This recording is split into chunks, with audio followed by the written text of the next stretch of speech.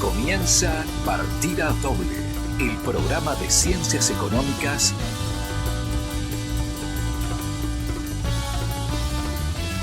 en la conducción, Norberto Lemar. Coordinación temática y columnas, Andrés López y Oscar Cetrángolo. Producción, Unidad de Comunicación Institucional de la Facultad de Ciencias Económicas de la Universidad de Buenos Aires.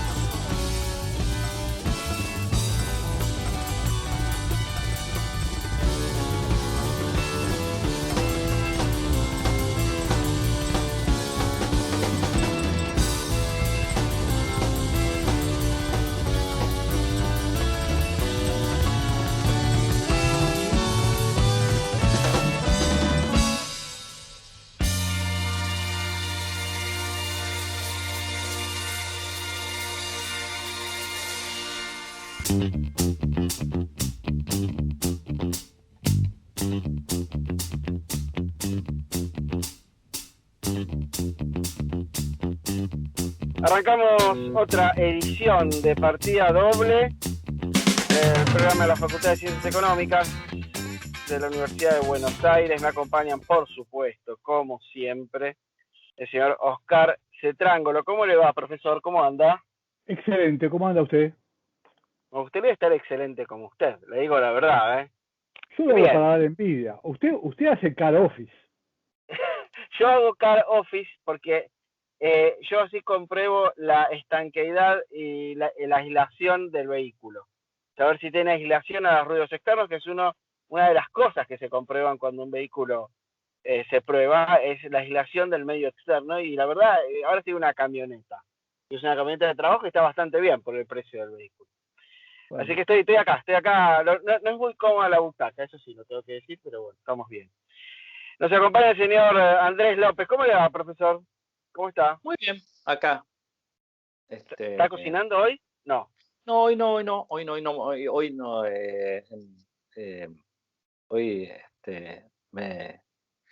me toca comer nomás. Ah, bueno, está bien, está perfecto. Bueno, ¿de qué vamos a hablar hoy?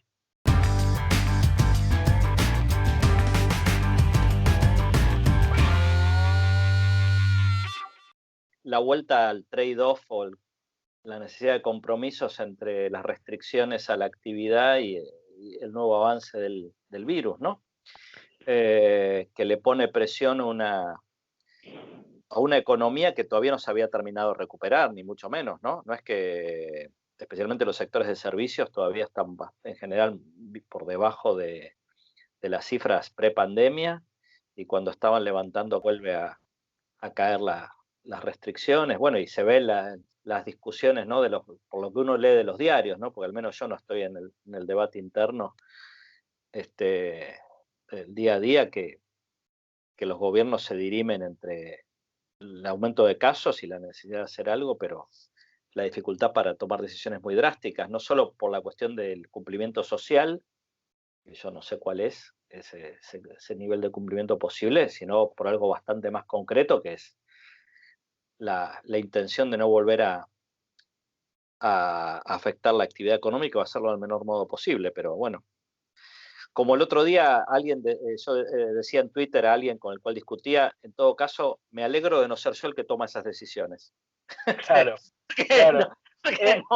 Ninguna, el que dice que tiene una decisión óptima es un salame, me parece, ¿no? Claro. Digamos, a ver, en el medio de esto yo justo estaba leyendo antes de ayer y ayer también respecto de la industria automotriz y respecto de otras industrias también, como la alimenticia y la industria electrónica, que el gobierno estaba preparando un decreto donde pedía a estas empresas que produzcan todo lo posible, que la producción esté al 100%. Veo algunos manotazos de ahogados, por ejemplo, como estas decisiones a sectores donde por lo menos tendría que haber alguna investigación o algún sondeo con lo que agrupa a esas empresas. En el caso de las automotrices, ADEFA. No sé cuál será la industria alimenticia y la industria de elementos electrónicos como celulares y computadoras, ¿no? Pero estas decisiones que a uno le dan ¿cómo decir? A mí me dan más dudas todavía. No es que me quedo tranquilo sabiendo que el que quiere comprar autos va a poder comprar autos o comprar computadoras o celulares o alimentos, sino que a uno le da la impresión de que van al manotazo ahogado. Es decir, bueno, a ver, hagamos esto, a ver si algo de confianza. En realidad a veces da más todavía de desconfianza, ¿no? A mí la sensación que me da Norberto, siguiendo con ese tema, es que hay una gran incertidumbre y un gran miedo sobre el futuro, y en medio de esa incertidumbre la grieta es cada vez más profunda. Grieta en el sentido no tanto de oficialismo y oposición, grieta múltiple. Siento que cada uno va tirando para su lado. Entonces, yo estaba viendo programas de televisión sobre las vacunas y el nivel de actividad. Entonces, qué sé yo, aparece un representante de los jubilados diciendo, ¿cómo puede ser que los jubilados no tengan la segunda dosis? Los maestros, ¿cómo puede ser que nosotros que somos los maestros, los de la salud, es como que nadie escucha al resto, y lo Claro. que hay en el medio es una total falta de confianza, razonable o no, sobre las políticas que genera el gobierno nacional, que es quien en todos los países lidera estos procesos. Y me parece muy difícil salir de esta situación si, como en todo lo que se decide en la Argentina, cada uno pelea por su quintita y no Claro. mira el problema del resto, ¿no? Bueno, eso se nota también en los reclamos que son comprensibles, ¿no? Los dueños de los restaurantes dicen, acá no se contagia nadie porque tenemos protocolos. En los teatros hay protocolos de todo. Entonces, claro, pero la gente está bien, ¿no? Hay que tomar una decisión tratando de hacer el menor daño posible, ¿no? Si cada uno se pone solo a mirar lo que le pasa, está complicado, se entiende, porque no le podemos pedir a los dueños de los pobres restaurantes que miren el bienestar común, pero de vuelta, claro, es y falta esto, ¿no? Me parece que falta esto que dice Oscar, ¿no?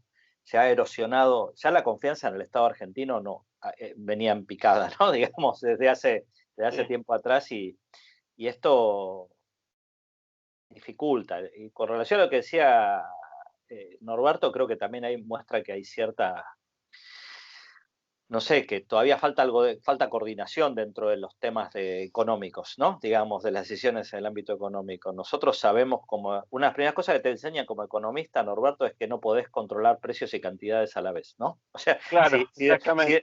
Si le decís a alguien producir al máximo posible, no le puedes decir que produzca tal precio también, ¿no? Digamos, porque Claro. va a vender al precio que le den los costos cuando pone al máximo el día de producción la planta. Entonces, No, pero creo que es una fantasía de este gobierno poder hacer esto.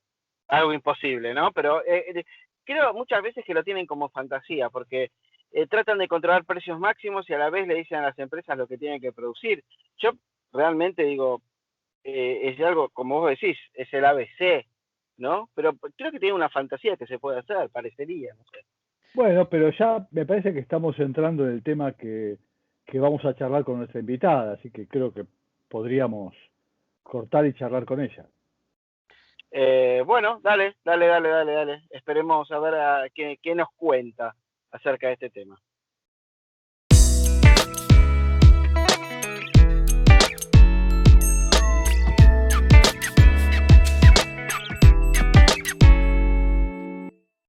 Marina Dalpoyeto estuvo varias veces en nuestro programa que salía en la radio en vivo, ahora en este nuevo formato. Marina, nada, es una amiga, es una gran economista, creo que hoy es de las que sigue la macroeconomía y la coyuntura con mayor cuidado, digamos, es la más escuchada, por lo menos por nosotros, no sé por quién otro, pero seguramente por muchos. No es poco, y es la ¿qué sos? ¿Directora de Cogou? ¿Cuál es tu cargo, Marina?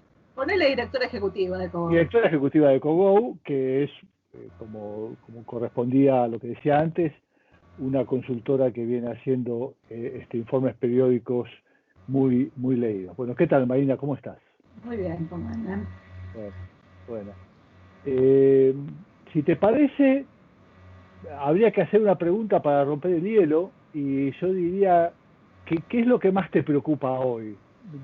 No quisiera definirlo de este lado, digamos. Si vos te dijeras qué es lo que más te preocupa hoy de la economía argentina, ¿por dónde lo ves? Yo te diría que es el rumbo, ¿no? Una economía con una tendencia particularmente mediocre y un ciclo extraordinariamente pronunciado. Te diría que eso es lo que...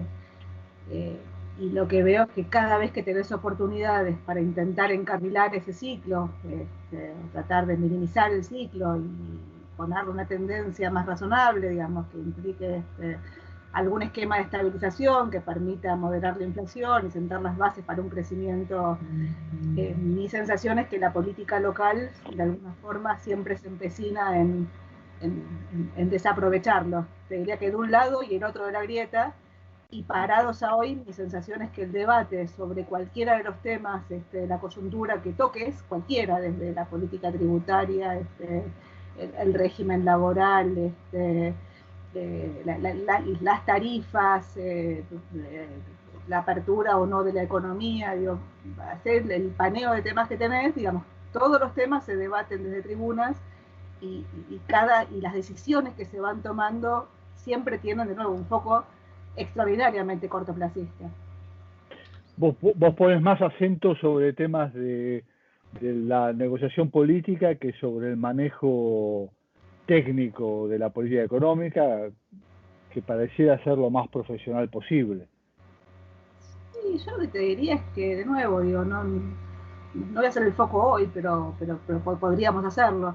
Digo, yo cuando estudiaba en la facultad siempre tenía la idea de que de alguna forma la economía mandaba sobre la política, o sea, de alguna forma eran tantas las necesidades o las urgencias donde la agenda te la ponía la economía y de alguna forma la política se adaptaba, sobre todo cuando dependías del financiamiento externo, cuando tenías una negociación con el fondo. Estoy hablando, si querés, de los 90 o de fines de los 90. Hoy mi sensación es que la política te pone la agenda, te la vino poniendo sistemáticamente, y parados a hoy, aún en una coyuntura, digamos, si querés, complicada de corto plazo, la política sigue poniéndote la agenda. Entonces me decís, bueno, pero tenés una política económica, tenés una gestión económica que es más sensata, que... Yo he sido bastante crítica, digamos, de la actual gestión, sobre todo lo que fue la forma en la cual se negoció, o se reestructuró la deuda, la negociación de la deuda, que finalmente terminó, si querés, bien desde el punto de vista de que no hubo holdouts, mal desde el punto de vista de que después de una reestructuración tan agresiva, los bonos siguen rendiendo 20%. De hecho, inmediatamente después de la reestructuración rendían 11%, hoy rinden 20%. Argentina, de alguna forma, rompió el mercado de crédito, rompió el acceso al crédito, digamos, la destrucción del crédito soberano que está viendo la Argentina, te diría que es inédita, porque se da en un mundo donde la liquidez, de alguna forma está, donde el perfil de vencimientos de la deuda, digo, no es tan complicado, y donde, si uno quiere decir algo, es un fondo donde Georgieva, al lado de lo que era Kruger, digo, es Lassi. O sea, tenés un fondo, digamos, donde hoy estás discutiendo, digamos, un nuevo consenso de Washington, estás discutiendo, digamos, un contexto bastante distinto al que tuviste en el pasado, y así todo de nuevo, digo, judicializás la negociación con el fondo cuando la necesitas. Entonces, sistemáticamente ponés la política, o priorizás la política por sobre la economía, y dentro de las decisiones que se van tomando, vos me decís, bueno, tenés una gestión económica más razonable. Está bien, pero digo, la política tributaria no es la gestión económica. Digo, todo lo que digo es, no sé si es o no razonable, lo que digo es que en la interacción con la política, de alguna forma, sistemáticamente vas rompiendo oportunidades, y parados a hoy, venís de 2 años de recesión muy violentas, de nuevo, un esquema donde, si uno tiene que decir algo, es la economía venía muy desalineada hasta, digamos, el final del kirchnerismo, donde el gobierno de Macri, a mi juicio de arranque, no intentó un esquema coordinado, sino que tomó decisiones que estaban encontradas entre sí, que de alguna forma abusó del apalancamiento en el arranque para tratar de financiar ese gradualismo, que no estaba mal per se, lo que estaba mal era la inconsistencia del gradualismo, terminó aumentando los desequilibrios, y cuando se cortó el crédito terminó volando todo por los aires. 2 años de recesión, salto discreto en la inflación, pasaste del 20 y pico al 50, y cuando arrancaba esta gestión, donde se suponía ibas a plantear un esquema de estabilización que implicara una negociación de la deuda, que implicara un acuerdo con el fondo, pero fundamentalmente implicara un esquema fiscal, financiero y monetario consistente, digamos, con un acuerdo político que te permita reducir la tasa de inflación. Bueno, digo, demoraste la negociación de la deuda y vino la pandemia. Y de alguna forma la pandemia, digo, generó un despelote, digamos, dentro de la coalición de gobierno, digamos, donde los debates no son solo entre tribunas por fuera de la coalición, entre la oposición y el gobierno, sino dentro de la misma coalición de gobierno, donde a la mañana alguien dice A y a la tarde alguien dice no A. Hay una cosa, ¿no? A mí algo que me deprimió bastante en este escenario, porque vos hablás de que la política complica y yo coincido, y creo que todos coincidimos acá, pero uno siempre se la pasa reclamando superar la grieta y tener consensos entre las distintas facciones, grupos, etcétera. Y el último consenso que se llegó en el Parlamento, creo que hay un consenso entre los economistas de que es mejor que si vamos por esos consensos, mejor que no se pongan de acuerdo en nada, ¿no? Que es bajar impuestos a las ganancias a las personas de mayores ingresos. Es bastante dramático el panorama de la política, porque no es que hay un lado en donde, digamos, hay una competencia por a ver quién hace más populismo en algún punto, en el sentido, ¿no? Me podrán discutir los politólogos si esto es un término correcto, pero es quien busca. La competencia por los votos te lleva a hacer cosas que son realmente bastante injustificables de cualquier punto de vista de racionalidad, ¿no? Digamos. Sí, coincido. Decía que no es la primera vez, ¿no? Digo, yo qué sé, el PRO en su momento votó el 82% móvil, y Cristina lo vetó. Sí. La moratoria previsional, digamos, a la que de nuevo uno critica no por el concepto en sí, sino por la forma en que se hizo y lo que te terminó generando, o sea, por la inconsistencia económica, ¿no? La viabilidad financiera de esa reforma. Si yo no me equivoco, se votó por unanimidad. O sea, vos tuviste, digo, en el Congreso a lo largo de los últimos años 6 o 7 reformas previsionales que creo que fueron todas por unanimidad. De hecho, en su momento conseguiste consenso, digamos, para votar la reparación histórica. Lo que digo es, de alguna forma, la forma en la cual se hace política, digamos, te dificulta enormemente resolver, yo lo llamo las 4 pujas distributivas que tenés, que son, pues si podemos ir agregando, pero digamos que son las de base que tenés en la economía. Una es la capital trabajo, digamos, es la paritaria, digamos, la dinámica de los precios y cómo se forma, que hoy por hoy, como contracara de 3 años de recesión, te diría que es la que tenés resuelta, o sea, el salario lo hiciste bolsa.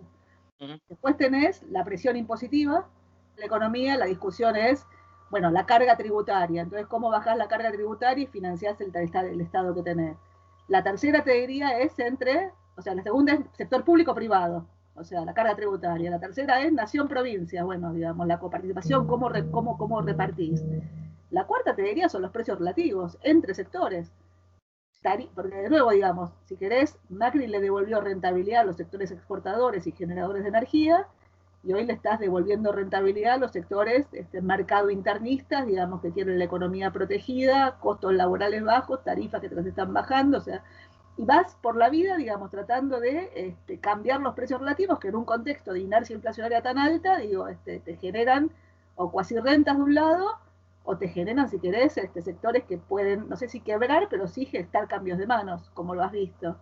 Y si querés, agregale una más, digamos, agregale la intergeneracional, digo, entre la que planteabas vos, entre jubilados y activos y futuros jubilados, o sea, cómo y de alguna forma, de nuevo, sobre cada uno de estos debates, que son debates per se y que de alguna forma te están trabando el crecimiento, porque digo, hacen a la competitividad sistémica en un mundo que además está cambiando, digamos, a un ritmo acelerado, y vos estás discutiendo, digo, la ley del teletrabajo, estás discutiendo, si querés, la prohibición de despidos, o sea, ya no estás hablando de flexibilidad laboral. Estás hablando con una pyme que tiene 3 empleados, que tiene un empleado que no funciona, o un empleado mayor de 60 años, tiene que pagar 2 sueldos, independientemente de si está en un sector que puede fijar el precio allá arriba, o un sector que tiene el precio congelado, o que tiene, si querés, la demanda destruida. Y así, de nuevo, o sea, en algún momento, digamos, para ordenar este desbarajuste, requerís algún grado de consenso. ¿Cómo se gestan esos consensos? La verdad que es muy difícil, de nuevo, digo, discutiendo la grieta y discutiendo. Hay una frase que me gustó mucho de Pablo Toussaint que decía: Argentina tiene múltiples proyectos de poder, pero no tiene proyectos de país. Entonces digo, sistemáticamente lo que estás discutiendo es la próxima elección y después de octubre vemos. Perdón, Oscar, disculpa, no, solo No. parece difícil evitar caer en la tentación de pensar que esto en ese contexto solo lo arregla una mega crisis que implique barrer, ¿no? Digamos, una oportunidad de empezar un poco de nuevo, como fue quizás la convertibilidad, etcétera, ¿no? Es decir, que resolver estos intríngulis uno por uno, ¿no? De alguna forma Argentina resuelve después de una mega crisis. Digo, la hiper, la salida de la convertibilidad. El problema es que cada crisis que tiene te genera, digamos, daños muy significativos en la sociedad, en el funcionamiento de la sociedad. O sea, hoy tenés un mercado laboral que está literalmente segmentado y te diría que tiene una doble segmentación, ¿no? Digamos, una segmentación por productividad o por educación, llamarlo como quieras, digamos, sectores con alta productividad y baja productividad. Y tenés después sectores que están protegidos y sectores no protegidos. Entonces tenés sectores con alta productividad protegidos, digamos, que están dentro del régimen laboral. Tenés sectores con baja productividad protegidos, que son los que de alguna forma, digamos, los que tienen, digamos, empleos donde la productividad no coincide, digamos, con la estructura productiva que tenés. Yo qué sé, yo venía hoy manejando por la 25 de mayo, pues llegás a la 25 de mayo, pasás con el telepeaje. Seguís derecho, llegás a la Richieri, y en la Richieri tenés que hacer cola, porque hay 2 peajes funcionando y no hay telepeaje. O hay un telepeaje. Lo que digo es, y la tecnología para poder pasar por el telepeaje la inventaste hace muchos años. O sea, en el mundo no hay, digamos, personas cobrándote. Y eso es un ejemplo. Entonces lo que digo es, y después tenés sectores, digo, si querés, con baja productividad que están fuera del mercado laboral formal, digo, las changas, y que la verdad es que tenés un problema ahí, donde si no tenés gasto social no lo vas a poder sostener. Y después tenés un sector con alta productividad, digamos, informal, que son pibes que están estudiando y que probablemente se inserten al mercado laboral. O te diría que en la era del teletrabajo, y vos conocés mejor que yo esto, digo, personas que directamente laburan para afuera, cobran en dólares en una cuenta afuera, o en blockchain, o en cualquier mecanismo, digamos, en criptomonedas, y que directamente no tributan. Entonces digo, la verdad es que es muy, o sea, cada una de estas cosas, digamos, que te van generando, digamos, los mecanismos de reacción frente a incentivos que funcionan muy mal en el funcionamiento de la economía, digo, te alejan cada vez más de ese ordenamiento lógico que debes tener, o que deberías tener. La verdad que no sé cómo se resuelve. O sea, yo puedo plantear el problema, no la solución. No, sobre todo porque cada sector se abroquela en los derechos adquiridos, y ya pareciera que, digamos, perdón por la forma que lo digo, porque no es para que entiendan el punto, ni siquiera las crisis te implica una ruptura de contratos que te permita empezar de vuelta, sino que arrancás de vuelta. Además de pagar los costos de la crisis, adicionalmente tampoco es fácil salir de la crisis de otra manera. Yo creo que ahí hubo una ruptura en algún momento. Yo me quedo con una cosa que vos decías al principio, que es esta cuestión de la ruptura del equilibrio entre la política y la economía. Digo, vivimos un periodo muy largo, como vos decías, en donde la economía predominó, básicamente porque el problema era económico, y una vez que saliste de ahí, a la salida de la crisis del 2001, ahí yo creo que el último economista relevante en la discusión de las políticas fue Labaña, ¿no es cierto? Y desde la renuncia de Labaña siempre tuviste conducciones económicas muy, muy abajo de posiciones políticas que terminaron siendo de una inconsistencia atroz, a veces buscada y otras veces no buscada. Y hoy pareciera muy difícil recomponer ese escenario. Me da la sensación, me da la sensación de que la actual conducción pareciera que pelea esa situación, pero de todos modos ahí tenemos el otro problema, que es una conducción económica fragmentada hacia adentro, ¿no? Es un poco hereda la fragmentación que tenía la conducción del gobierno anterior. Son ministerios que no manejan la totalidad de las variables económicas, ¿no? Sin dudas no manejan la totalidad. Sí hay un programa fiscal, financiero, monetario después de la pandemia intenta, si querés, encarrilar las cosas, pero de nuevo, en ese programa fiscal no manejan las tarifas. Entonces Claro. a la mañana Guzmán sale y dice que las tarifas van a subir de determinada forma, y a la tarde sale Bernal y te dice exactamente lo contrario. Sí, y el manejo de la política monetaria implica negociación que va mucho más allá de lo razonable. Diría que la coordinación con el Banco Central me parece que es de las más afiladas que hay. Más que coordinación, te diría que economía maneja el Banco Central. Bueno, por eso, después de varios pelotazos, hoy pareciera que eso se ha ordenado. La sensación es que ahí hubo un cortocircuito y hubo una falla, digamos, en el mecanismo. Digo, si querés, hubo un voluntarismo respecto a cómo financiabas el gasto de pandemia, digamos, hubo errores no forzados, pero me parece que hubo errores de ambas partes. O sea, yo la verdad que no voy a defender a uno u a otro, pero mi sensación es que tuviste dos problemas graves, digamos, con la falta de coordinación. Uno fue en abril del año pasado, cuando arrancaba la pandemia y había que financiar, ¿te acordás? La nómina salarial, o sea, la lógica. Sí, claro. Financiar la nómina salarial. Digo, después hubo, si querés, negociaciones sectoriales donde bajaste salarios o pudiste, digamos, bajar el costo, digamos, transitoriamente en sectores que estaban literalmente cerrados, pero en el arranque querías financiarlo con crédito. Entonces querías emular lo que había hecho, digamos, Alemania, que había dado una línea de liquidez irrestricta para financiar la nómina salarial. Bueno, con lo cual desarmaste las LELIQs.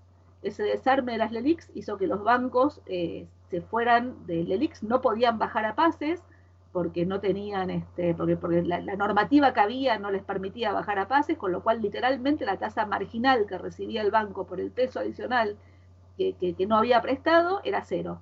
Con lo cual los bancos lo que dijeron a las empresas fue: llévense los depósitos. Las empresas se llevaron los depósitos, te reventaron la tasa de caución, y la tasa de caución te coordinó la primer suba en la brecha cambiaria de 90 a 120. Después ahí dieron marcha atrás, lo fueron más o menos manejando, digamos, si tuviste, digamos, si quieres, un programa donde por un lado financiaba el Banco Central y por otro lado el Banco Central retiraba el excedente de pesos de la economía. Y eso más o menos lo manejaste, pero de nuevo el Banco Central empezó a vender dólares, vendía dólares, vendía dólares, vendía dólares. En algún momento quisiste frenar la venta de dólares con la resolución 7030, digamos, que limitaba el acceso al mercado cambiario. Tuviste un mes de tranquilidad, creo que fue julio, y a partir de agosto empezaste a vender dólares de nuevo. Y ahí tuviste, si querés, no voy a adjetivar, pero digo, tuviste una mala praxis enorme. Fue una discusión a puertas abiertas respecto al régimen cambiario, si había que desdoblar, no había que desdoblar. Y tuviste, digamos, para limitar el desdoblamiento, y básicamente el desdoblamiento lo que quería era evitar que las empresas que tenían deuda en dólares tuvieran que ir a comprar dólares al tipo de cambio más alto. Se generaron esos controles de capitales de mediados de septiembre que en alguna forma terminaron generando lo mismo, porque le dijeron a las empresas: muchachos, digo, vengan por el 40% de lo que tienen que pagar y el resto refinancienlo, pero al mismo tiempo diste la señal de que no tenían para pagar, con lo cual le subiste la tasa de interés. Eso más el corralito de bonos que le pusiste a los fondos del exterior, que estaban en pesos, en bonos en pesos, las medidas que fuiste tomando. Bueno, eso te terminó generando la disparada en la brecha, te acordás que llegó a 130. Y a partir de ahí, de nuevo, digamos, tuviste, si querés, una mayor coordinación, digamos, creo que economía sí tomó la batuta, pero además tuviste un programa fiscal. Acordate que antes de que se coordine la toma de ganancias, el mismo día que te anunciaron el canje de deuda, que era sin holdouts, el ministro dijo que el déficit fiscal era 4,5, antes de que se envíe el presupuesto al Congreso. Y el presupuesto se envió al Congreso el mismo día que se pusieron los controles de capitales y se reventó la brecha, se reventó el mercado cambiario. Entonces lo que digo es, y la verdad es que nunca armaste una historia.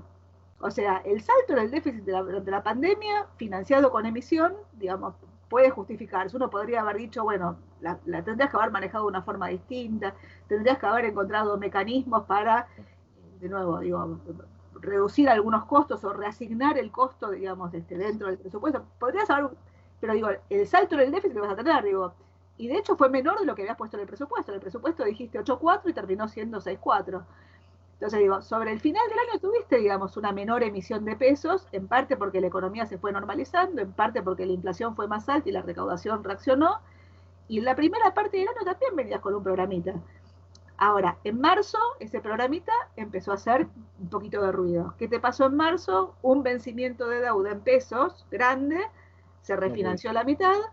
¿Qué otra cosa te pasó? Es, por algún motivo, a pesar del salto enorme en la recaudación del Tesoro sube 96%, el déficit fiscal no, digamos, no se terminó de corregir, le volviste a pedir pesos al Banco Central, así todo, digamos, con ese ruido que estás generando, te ves un mercado cambiario que está contenido, porque digo, de octubre a hoy tuviste mucha suerte, el precio de la soja subió $150, valía $3.80 en octubre, hoy vale 500, 530, y además el fondo, insisto, digamos, el fondo no es el fondo de los 90, es un fondo que te avisa que va a emitir DEX, y de los DEX te van a caer 370 millones de dólares, que de nuevo, que te permitirían pensar en buscar algún esquema de estabilización. La verdad que lo único que tendrías que hacer son dos cosas. Una es acelerar la vacunación, después podemos discutir sobre eso, pero digo, tratar de limitar la segunda ola que ya está y que puede tener costos económicos altos,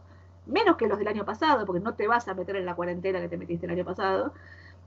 Y la segunda que tenés que hacer es encontrar algún esquema, digamos, y meterlo en un acuerdo con el fondo que te descomprima vencimientos y que te reduzca la tasa de dólares. O sea, con la tasa de dólares en 20%, vos mantenés desacoplada la tasa de pesos un tiempo.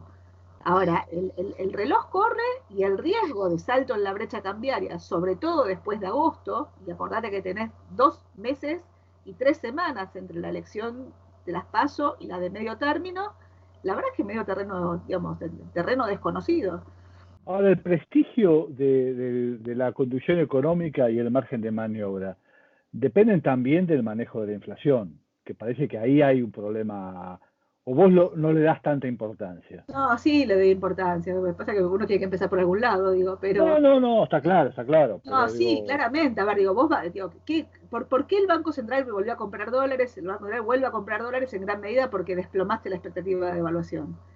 ¿Por qué desplomaste la expectativa de devaluación? Porque salió el ministro y dijo, el dólar a fin de año es 102,5, y te avisó que el ritmo del crawling peg, o el ritmo de devaluación que tenía la Argentina, que venía con la inflación, iba a ser menor. Y de hecho fue menor. ¿Sí? También o sea, fue 4 en enero, fue 3 en febrero, fue 2,5 en marzo, fue 1,5 en lo que viene de abril. Ahora, ese menor ritmo de devaluación, de alguna forma te avisó que el acuerdo con el fondo, que probablemente hubiera incluido un intento de un salto discreto del tipo de cambio y una compresión de la brecha, porque la verdad es que la brecha te está generando problemas en el funcionamiento de la economía. Yo no digo liberar los controles de capitales, pero sí achicar el ritmo de la brecha, eso no estaba. Entonces la lectura del mercado fue, va a devaluar menos. Va a devaluar menos, la tasa de interés, que te quedaba corta contra la devaluación y la inflación, la tasa de interés era 2,8, te empieza a acomodar. Y entonces lo que tuviste fue una aceleración de la liquidación de exportaciones. Ahora, aceleraste la liquidación de exportaciones, bajaste el dólar oficial, la brecha se mantiene, no la brecha, el tipo de cambio de contado con liquidación se mantiene en los mismos niveles, y la inflación sigue en la zona de 4. 4 en enero, 3,5 3,6 en febrero, 4,2 nos da marzo, y abril es un número que va a empezar entre 3,5 y 4, por lo que estamos midiendo nosotros. Entonces vos frenás la dinámica de la devaluación, la lógica es que detrás del freno del tipo de cambio, vos deberías moderar la dinámica de precios, porque además el manejo político de decir 29, más allá de que 29 con 16% acumulado el primer cuatrimestre es casi letra muerta, te funcionó para contener las paritarias. Vos contuviste la dinámica de las paritarias, que quieren, si querés, reapertura en la segunda mitad del año. Ahora, los precios siguieron de largo, en parte por la inflación, si querés, de commodities, el petróleo, los alimentos y demás, pero fundamentalmente porque lo que estás es frenando, si querés, el acceso al mercado cambiario, generando incertidumbre sobre los costos de reposición, y la verdad que es un mercado segmentado, donde algunos sectores pueden fijar sus precios donde quieren, y otros sectores tienen los precios controlados directamente por el gobierno.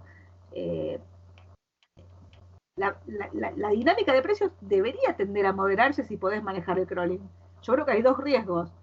Uno es que la política se asuste y diga, mira, este programa no funciona, y trate de patear el programa, sobre todo si se complica la historia con la pandemia.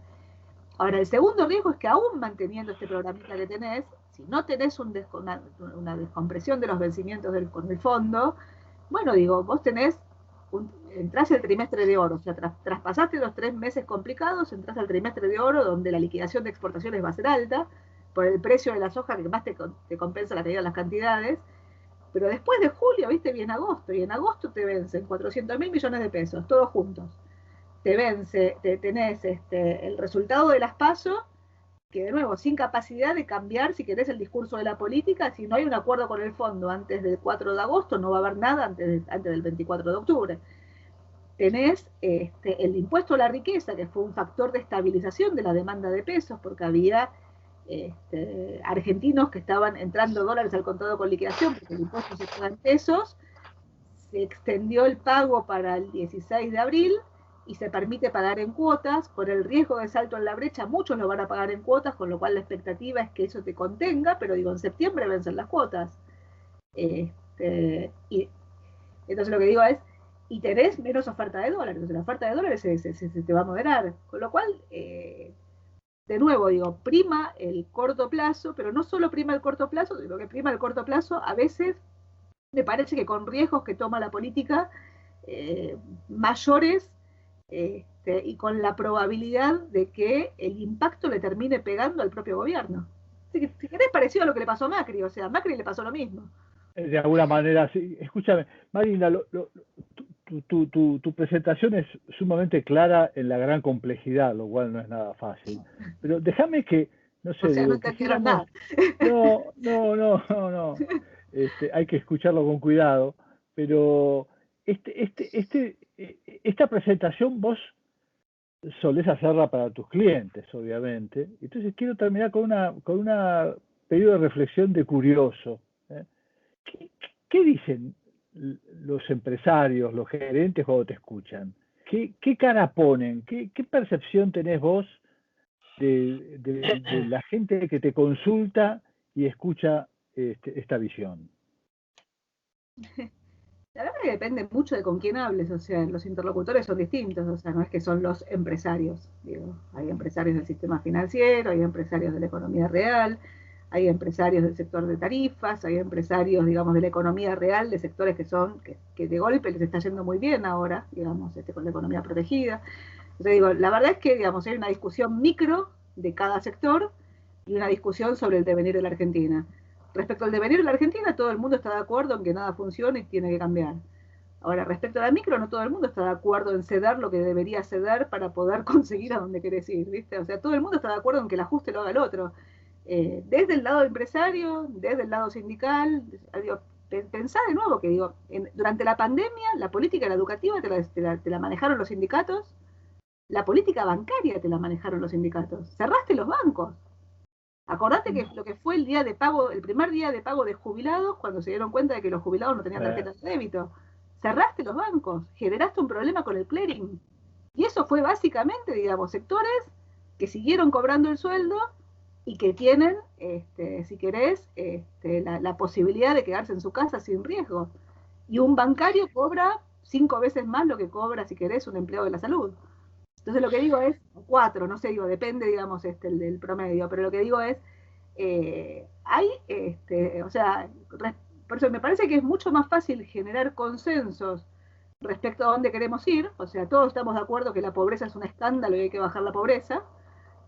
Ahora, cuando empezás a discutir, digamos, adentro, o empezás a, digo, la verdad que como vos lo dijiste muy bien, o sea, hay un montón, digamos, de derechos adquiridos que de alguna forma van cambiando, y el propio péndulo de la política, porque cuando la sociedad se cansa de uno, vota al otro, y después se cansa del otro y vuelve al primero, y la verdad es que seguís enroscado en las mismas discusiones, con una gran diferencia, ¿no? Que es que a partir de los 2000, vos tuviste una oportunidad para cambiar, o sea, vos tuviste una oportunidad para construir una moneda. De hecho, los vecinos la construyeron, lo que no significa que no tengan problemas, o sea, fíjate lo que es la elección en Perú, fíjate lo que es la situación en Brasil, mismo Chile, si querés, que es la economía más ordenada de América Latina. Entonces lo que digo es, pero en términos económicos, digamos, han encontrado cierta estabilidad que te permite algún funcionamiento. Si no, de nuevo, digamos, dentro de las empresas, digo, nadie está pensando en la innovación, en cómo cambiar, salvo en sectores, si querés, que tienen, digamos, no sé, ventajas competitivas muy, muy marcadas. Digo, todo está pensando, digamos, en cómo conseguir los dólares para importar, cómo podés manejar el precio que tenés que manejar, cómo hacer para manejar el régimen laboral en el que estás metido, cómo, o sea, digo, todo el mundo está tratando de manejarse dentro, digamos, del ecosistema que cada vez es más perverso. Bueno, Marina, la verdad que nos dejás más optimistas de lo que estábamos. Quedamos bárbaros, estamos muy arriba. Me hace gracia porque lo mismo pasa con el COVID, ¿no? Nadie contagia. En ningún sector contagia y todos quieren seguir abiertos y los contagios están en otro lado. Lo mismo pasa con pagar los costos de la crisis. No, digo, el punto es, digamos, si no hay liderazgo, o sea, el punto es cómo armás un liderazgo que termina de alguna forma encontrando, digo, pues si a todo el mundo le decís que sí, digo, la verdad es que no hay forma. No, lo que pasa es que en la política, el debate político, lamentablemente uno no ve que circulen estas preocupaciones. Más bien se confía, ¿no? Digamos, en que haya un nuevo superciclo de commodities o en alguna ayuda divina, ¿no? Digamos, creo que más bien se hacen esas apuestas que a una discusión de los temas que planteas. Pero bueno, en fin, seguiremos charlando, como espectadores, por lo menos, ¿no? Muchas gracias. Marina, muchísimas gracias. Gracias por la invitación. Muy bueno. Muy ilustrativo. Muchas gracias. Bueno, adiós. Muchas gracias, Marina. Muchas gracias. Te mandamos un beso.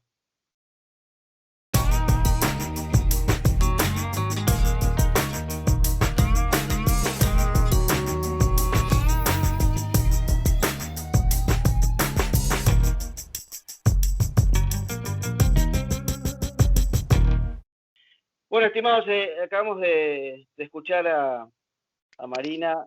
Fue un poco dura con la realidad, pero bueno, es lo que hay, ¿no?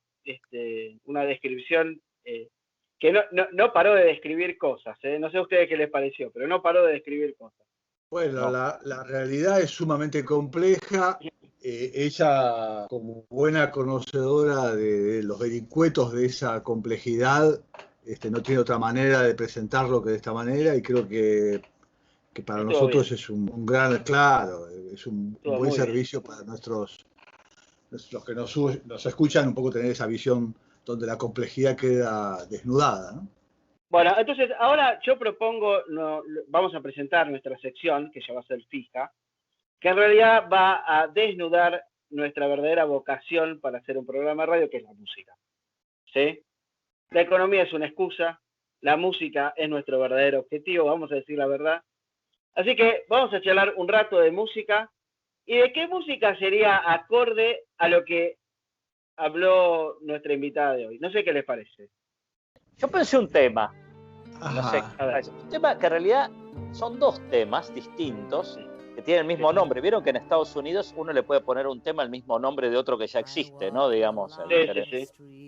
Y entonces hay un tema que es muy antiguo, se llama Boulevard of Broken Dreams, el Boulevard de los Sueños Rotos, ¿no? Sí. Que luego Green Day hizo otra canción con el mismo nombre, pero yo pensé en tomar el viejo estándar, y hay una versión que creo que a Oscar le puede gustar, la cantante que traigo, Marianne Faithfull, tiene una versión de ese tema, con una voz muy arrastrada, aguardentosa, como diríamos, y es una versión un poco nocturna, de música de cabaret, etcétera, muy linda.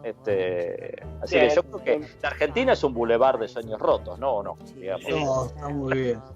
Ahora, está muy bien. Vos, Andrés, tenés una visión innovadora y original del tema. Lamentablemente, como Marina nos presentó las encrucijadas de la política macroeconómica argentina, y ustedes conocen mis gustos, yo ahí no puedo ser muy innovador. El tema no puede ser otro que Crossroads, y en todo caso la innovación va de las diferentes versiones de Crossroads, que podemos saltar desde la de Robert Johnson hasta la de Ray Cooder, de Eric Clapton con Gigi Cale, o hasta John Mayer, pero yo no me puedo escapar de Crossroads. No sé, Norberto, ¿vos qué decís? Yo estoy cerca de los dos, no estoy muy lejos de ustedes dos, y también no estoy muy lejos de los intérpretes, más cerca de los intérpretes de Oscar. Había pensado en un viejo tema de Ray Charles que se llama Hard Times, lo hemos escuchado ya. Sí, claro. Interpretado en un disco disco del año 1989 por el señor Eric Clapton, que se llama Journeyman, disco con el que vino en gira a la Argentina, que lo fui a ver, fue la primera vez que lo vi a Clapton y que me voló la cabeza. Sí. Y ese tema, yo lo escuché a Clapton con un piano y Clapton casi sin tocar la guitarra, cantando, y realmente no sé si superó al de estudio, pero estuvo muy cerca, y la verdad describe perfectamente un estado parecido al que estamos económicamente, ¿no? Hablando, y es tan descriptivo Ray Charles con esa letra que cuando Clapton lo toca en ese disco le pone un sentimiento que es increíble. Así que ese es el tema que propongo yo, Hard Time. No estaba muy lejos de lo tuyo en cuanto a intérpretes, Oscar. No, puro blues. Puro blues, pero muy sentido. Muy sentido. El tema musical de la semana son todos cercanos al blues, así que, y no puede ser de otra manera, porque no vamos a pasar Carnaval Carioca, ¿no? Luego de la charla de Marina. Claro. A mí, si me permiten algún comentario un poco tirado de los pelos, pero diferente, que estaba pensando, ¿qué serie de las últimas que vi me recuerda a la charla de Marina? Ahora está de moda ver series con esta cosa de la pandemia, qué sé yo. Y yo vi una hace muy poco que me llamó la atención, porque vieron que estas series que tienen un problema central y después se van resolviendo episodios, ¿no? Y yo vi una serie en donde la sorpresa fue que terminó la temporada, no se resolvió el problema y no hay segunda temporada. Y la verdad que esa idea me da vuelta, ¿no es cierto? Y no puedo dejar de asociar la economía argentina con esa recurrente vuelta a los problemas en donde no salimos, ¿no? Claro. Debiera decir el nombre de la serie, voy a spoilearla, porque si alguien no la vio va a predisponerse mal. Pero puede parar de escuchar acá. Puede parar de escuchar acá. El que no escuche que el nombre es Adele, pero el que la quiere ver es una serie que me gustó mucho. Sí. A mí me hace acordar lo que vos decís. Vi una serie un poco pasatista, pero no estaba mal, que se llamaba Emily in Paris. Todo tiene que ver con Phil Collins en la vida, porque la interpreta la hija de Phil Collins. Menos mal que apareció Phil Collins. Roberto Lema, un día vamos a hacer un programa sobre geología en las salares de litio y va a aparecer la manera de hablar de Phil Collins. Sí. Bueno, que estuvo nominada al Emmy la serie, ¿no? Estaba bastante buena. Es de una chica que se va a trabajar a Francia. Entonces aparecen las diferencias culturales entre los franceses y los norteamericanos, ¿no? Y en un momento trabaja en una agencia de publicidad, esta chica, y uno de los compañeros de trabajo le dice: el cine de Hollywood es ficticio, porque los finales felices no existen, siempre tiene que terminar todo mal, de la peor manera más triste, y además de una manera aburrida. Así que eso da pauta de que el cine hollywoodense no existe y el cine francés es el verdadero cine. Y me hizo acordar mucho a lo que decías, que no siempre tiene que tener un buen final y un final alegre. O no final. Hay uno de los primeros ejemplos de un final alterado para satisfacer las necesidades de los productores, que yo conozco al menos. Oscar seguro conoce esta película.